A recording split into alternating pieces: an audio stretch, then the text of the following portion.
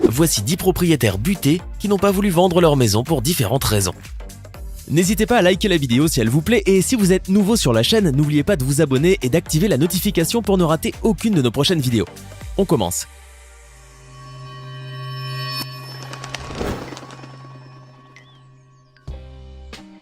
Austin Spriggs. Au centre-ville de Washington, au plus fort du boom immobilier, Austin Spriggs était propriétaire d'une maison de ville dans un quartier où les promoteurs commençaient à construire des copropriétés et des bureaux. Plusieurs d'entre eux ont commencé à défiler à l'intérieur comme à l'extérieur de son bureau, offrant des millions à Spriggs pour le bâtiment qui abritait ces petites entreprises d'architecture depuis 1980. À chaque fois, Spriggs leur répondait non et demandait plus d'argent, puisqu'il leur proposait de faire de cet endroit une pizzeria qui permettrait de nourrir tous les nouveaux arrivants dans cette rue, autrefois oubliée de Massachusetts Avenue, à l'est de Washington. À une époque où l'on gagnait des tonnes d'argent dans l'immobilier, la résistance de Spriggs faisait l'objet d'âpres discussions à Washington et même au-delà. 4 ans plus tard, le long cratère qui entourait le bâtiment des Spriggs était intégralement occupé par des tours de verre, d'acier et de briques. La pizzeria n'a jamais ouvert. Après la menace de fermeture de sa banque, Spriggs a finalement mis son bien en vente pour 1,5 million d'euros. Soit la moitié seulement de la somme qu'un promoteur avait proposé de lui payer à l'époque où il avait refusé la vente de sa maison. Il a finalement réussi à vendre sa maison en 2011 pour la somme de 750 000 $. Yang. À première vue, cette maison a l'air d'être restée la seule debout après une explosion massive, mais ce bâtiment de 3 étages situé au milieu de Ticheng, dans la province du Hubei, n'est en fait qu'une partie du vaste chantier de construction d'un parc industriel de haute technologie, délaissé par les promoteurs car victime du développement urbain rapide de la Chine. La seule maison entourée de tertres de terre laissée là par les travaux en cours appartient à un homme du nom de Yang, qui a refusé de déménager au terme d'une bataille de 2 ans contre le gouvernement local. En 2012, M. Yang n'a pas pu se mettre d'accord sur le montant des indemnités de déménagement avec les autorités et les promoteurs ont donc coupé son eau et son électricité. M. Yang et sa famille ont brièvement quitté leur maison pour emménager dans un logement en location pendant que leur belle-fille accouchait. Puis, pour des raisons économiques, ils ont ensuite réemménagé, mais sans eau et sans électricité. Ils sont depuis obligés d'aller puiser de l'eau à la rivière distante de plus d'1 kilomètre. Et en ce qui concerne l'éclairage, ils ont désormais recours à des bougies. L'autoroute chinoise coupée en 2. Une nouvelle autoroute en Chine a vu son parcours séparé en 2 après qu'un propriétaire ait refusé de vendre sa maison au promoteur. Le propriétaire, qui reste non identifié, habite dans le quartier Lutuo du district de Denzhai à Ningbo, dans la province du Zhejiang, dans l'est de la Chine. Les automobilistes empruntant l'autoroute doivent maintenant contourner la maison en attendant que son propriétaire prenne une décision. Macefield. Dans le quartier Ballard de Seattle, aux États-Unis, il existe un immense centre commercial avec un trou étrange au centre du bâtiment. À l'intérieur de cet espace se trouve une toute petite maison avec une histoire incroyable qui aurait inspiré Pixar. À 84 ans, Macefields a vu le quartier calme et insolite de Ballard devenir de plus en plus urbanisé, et les vieilles maisons ont été remplacées petit à petit par des boutiques. Lorsque les promoteurs ont frappé à la porte de la petite maison de 2 étages d'Edith, avec l'intention de la démolir et de construire un centre commercial, elle a refusé de vendre, même après qu'il lui ait offert 1 million $. Les développeurs n'ont eu d'autre choix que de construire autour de la maison et ce faisant, la vieille dame a noué une amitié improbable avec le chef entrepreneur, Barry Martin. Il s'est ainsi retrouvé à s'occuper d'Edith, à aller chercher ses médicaments, à faire ses courses. En bref, il est arrivé à nouer des liens très forts avec cette petite femme têtue. Lorsqu'Edith est décédée à 87 ans, elle a légué sa maison à Barry. Luo Baoguan. C'est le nom de l'habitant du seul immeuble d'habitation se trouvant au milieu d'une route nouvellement construite, après qu'un couple de personnes âgées ait refusé de déménager. Luo Baoguan et son épouse ont insisté pour continuer de vivre dans le bâtiment à moitié démoli de la ville de Wengling, dans la province de Zhejiang, en Chine, parce qu'ils estimaient que les indemnités de déménagement offertes par le gouvernement n'étaient pas suffisantes.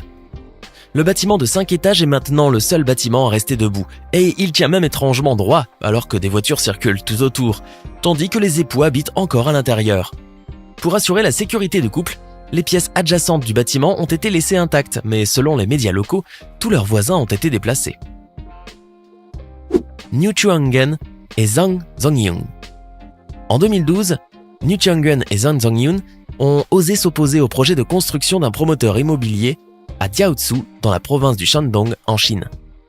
En conséquence, le couple déterminé et téméraire, tous deux âgés de 60 ans environ, sont restés coincés sur leur minuscule terrain, alors que tout autour, le sol a été creusé et des gratte-ciel érigés.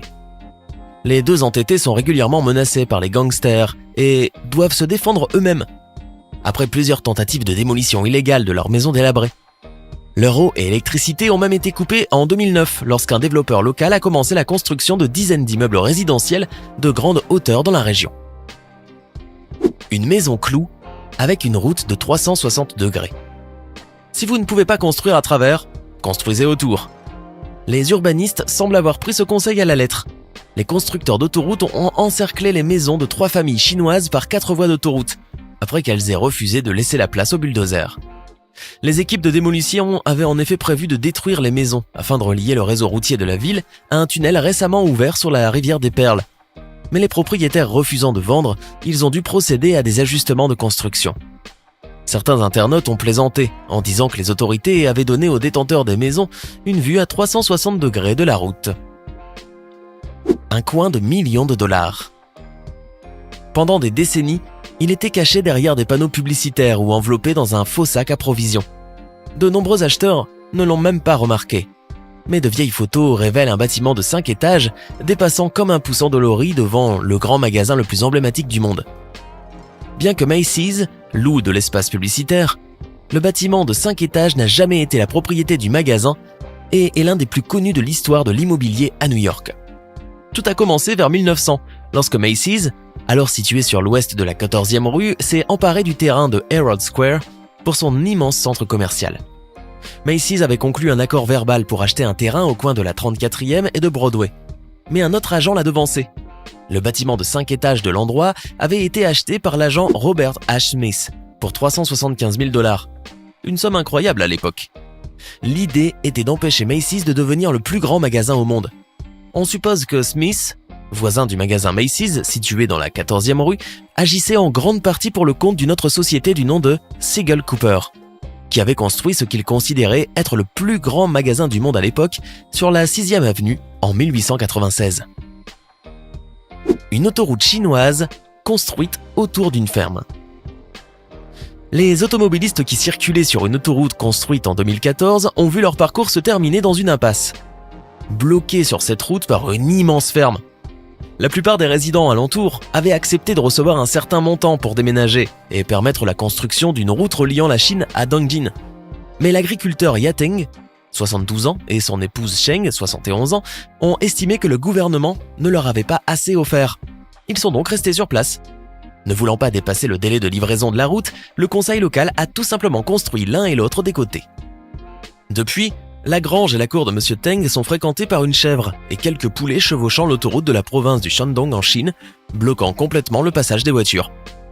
Les petits véhicules peuvent contourner la ferme via un petit chemin de terre sur le côté, mais les camions doivent non seulement faire demi-tour, mais faire un détour bien plus important encore.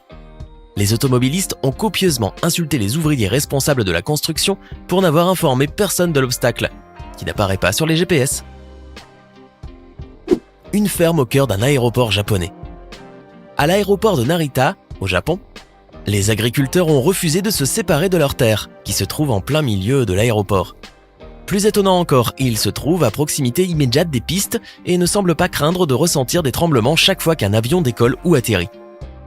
Depuis l'ouverture de l'aéroport, environ 90 avions par jour survolent leur district, souvent à une altitude pouvant aller jusqu'à 40 mètres au moment de leur décollage ou de leur approche pour atterrir. Le bruit dépasse souvent les 100 décibels, un niveau équivalent à celui que l'on entend sous un chemin de fer surélevé. Tout a commencé quand des habitants de Narita ont été mécontents du fait que le gouvernement japonais ait tenté d'utiliser un domaine éminent pour les déraciner de leurs maisons et de leurs fermes. En conséquence, ils ont mené de durs combats légalement qui leur ont permis de garder leurs maisons. Le gouvernement a finalement acquis suffisamment de terre pour construire l'aéroport de Narita, mais avec une seule piste, pas 3 comme initialement prévu, et ce malgré des années de résistance acharnée. Le centre a ouvert ses portes en 1978, 2 mois après la dernière manifestation, au cours de laquelle des militants gauchistes masqués et casqués ont pris le contrôle de la tour de contrôle, presque terminée, et détruit son équipement. Cela a été le conflit le plus long et le plus meurtrier de l'histoire de ce pays, qui a duré 39 ans et qui a coûté la vie à 13 personnes. L'acte final de ce conflit s'est déroulé en juillet 2005 lorsque l'administration aéroportuaire a annoncé qu'elle renonçait définitivement à tenter de persuader les 7 agriculteurs restants et qui possédaient de petites parcelles de leur vendre leurs terres, empêchant ainsi l'expansion au sud de l'aéroport. Et vous opposeriez-vous à la vente de la maison que vous occupez actuellement ? Donnez-nous votre position sur le sujet dans les commentaires. Hey, c'est tout pour aujourd'hui. Si vous avez aimé la vidéo, n'oubliez pas de la liker et de la partager avec vos amis. Et si vous êtes nouveau sur la chaîne, n'oubliez pas de vous abonner et d'activer la notification. Bye bye!